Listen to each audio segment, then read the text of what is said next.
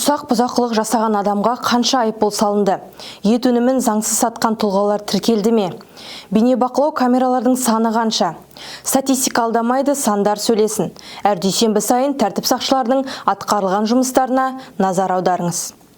Ұсақ бұзақылық. Атырауда 500-ден аса тұлға жауапкершілікке тартылды. Атырау облысы полиция департаменті жыл басынан бері ұсақ бұзақылық әрекеттері үшін 575 адамды әкімшілік жауапкершілікке тартқан.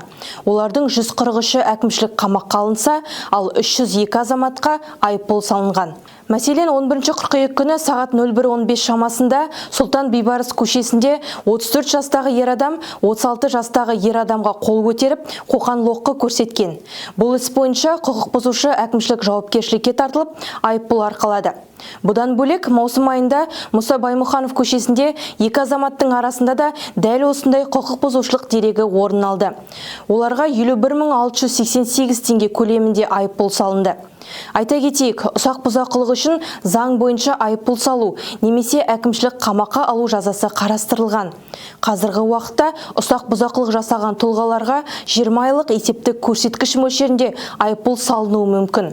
Немесе оларды 5-тен 15 тәулікке дейін әкімшілік қамаққа алу жазасына тартады.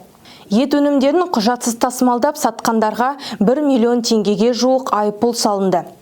Атырау облысы аумағында мал ұрлығын ескерту, алдын алу және ашу мақсатында мал ұрысы жедел профилактикалық іс шарасы өткізілді.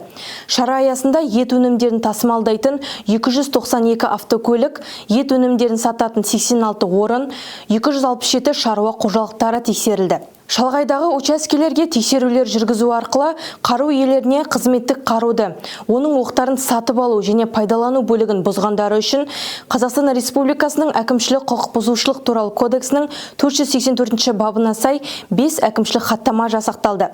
Мал мен ет өнімдерін құжатсыз тасымалдаудың 23, ал ет өнімдерін құжатсыз сатудың 8 фактісі анықталып, 31 тұлға 406 бапқа сәйкес әкімшілік жауапкершілікке тартылып, 1 миллион теңгеге жуық айыппұл салынды. Атырауда қоғамдық тәртіпті 700-ден астам бейнебақылау камералары бақылайды.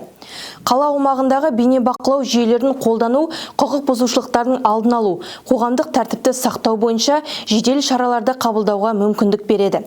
Бүгінде жедел басқару орталығы 759 бейнебақылау камерасы арқылы қаладағы қауіпсіздікті жіті қадағалайды.